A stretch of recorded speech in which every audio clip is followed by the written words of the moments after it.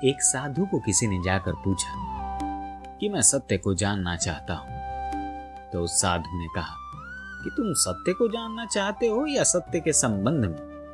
अगर सत्य के संबंध में जानना है तो कहीं और जाओ, बहुत हैं बताने वाले जो सत्य के संबंध में बता देंगे।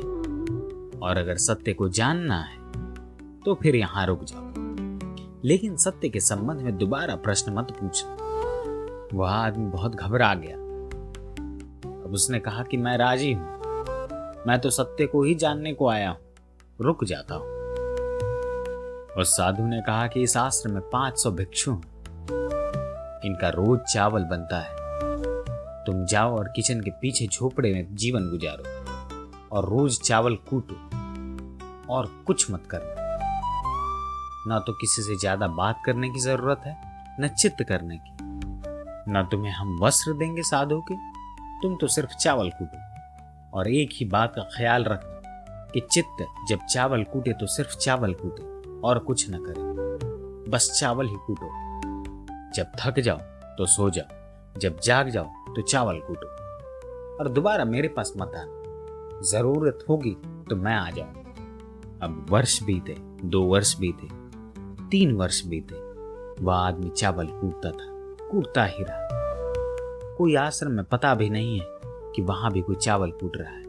आश्रम में लोग विचार कर रहे हैं कि समाधि क्या है, सत्य क्या है, चर्चाएं हो रही हैं, शास्त्र पढ़े जा रहे हैं। और एक आदमी है जो सिर्फ चावल कूट रहा है वहां पीछे। उसे कोई शास्त्र से मतलब नहीं, वह किसी से बात नहीं करता। उस सारे आश्रम के 500 भिक्षु हैं, वे एक मूढ़ समझते हैं कि मूढ़ है, पागल है, वह अपने चावल को ही कूटता है, वह कोई नौकर चाकर है। क्या है, धीरे धीरे लोग उसे भूल गए। ऐसे आदमी को आखिर कौन याद रखता है? जो कोलाहल करे, उपद्रव करे, उसे सब लोग याद रखते हैं। वह बेचारा शांति से पीछे चावल कूटता था, उसे कौन याद रखता? उसे सारे लोग भूल गए कि वह भी वहां है। यह भी ख्याल में नहीं रहा कि जैसे और सब चीजें हैं वैसे वह भी वहां है।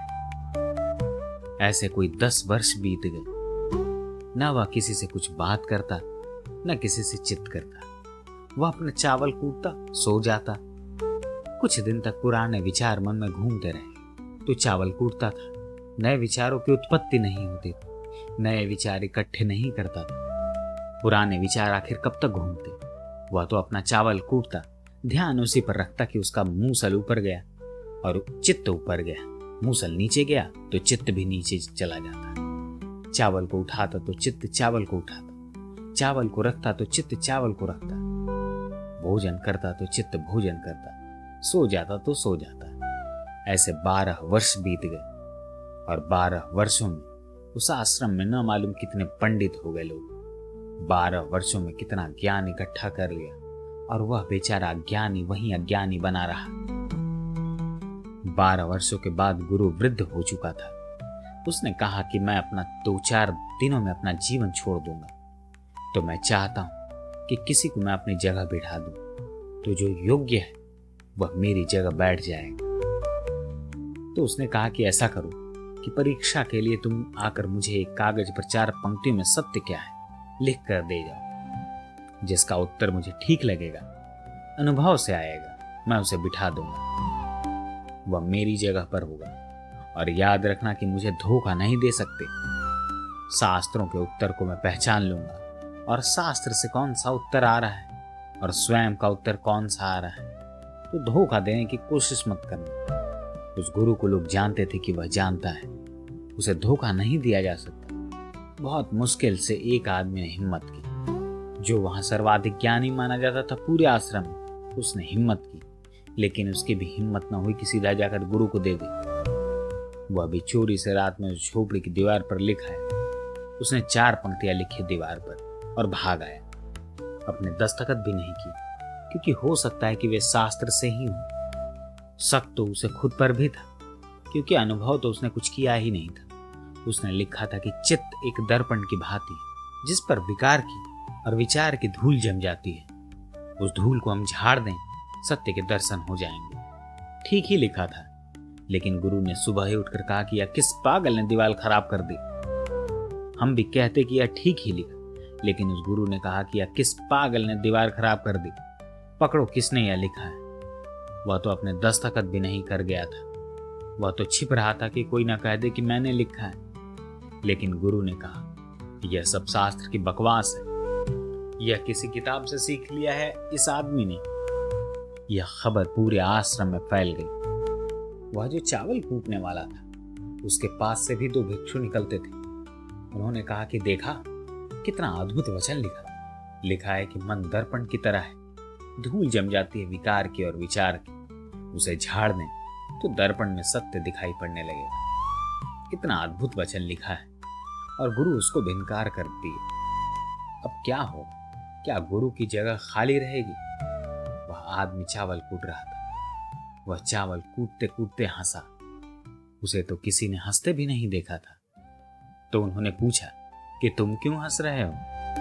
उसने कहा कि यूं ही हंसी आ गई। फिर भी कोई हंसने की वजह? उसने कहा कि गुरु ने ठीक ही कहा कि दीवार खराब कर दी। उसे तो कभी किसी ने बोलते भी नहीं सुना था। उन लोगों ने कहा कि पागल, तुम्हें भी पता है कि क्या ठीक है क्या नहीं? उसने कहा कि मैं लिखना भूल गया, मैं बोले देता हूं, तुम लिख दो। उसने कहा कि मन कोई दर्पण नहीं है, धूल जमेगी कहां? जो इस सत्य को जानता है वह सत्य को जानता है, लिख दो। और गुरु भाग आया, उसके पैरों पर गिर पड़ा। ठीक इसी दिन की प्रतीक्षा थी, आशा केवल तुमसे ही थी। यह समाधि को उपलब्ध हो चुका व्यक्ति, वे शास्त्र को पढ़ने वाले लोग शास्त्र पढ़ रहे थे, यह व्यक्ति समाधि को उपलब्ध हो। समाधि तो एक ही है कि किसी भी भांति विचार धीरे धीरे शून्य हो जाए, मन धीरे धीरे विलीन हो जाए, और जो शेष रह जाता है मन के विलीन हो जाने पर, वही आत्मा है, वही सत्य है, वही परमात्मा है, वही समाधि भी है। आप जो नाम देना चाहें आप दे सकते हैं, इससे कोई फर्क नहीं पड़ता। अगर विचार पसंद आए हो तो चैनल को सब्सक्राइब करना ना भूलें। धन्यवाद।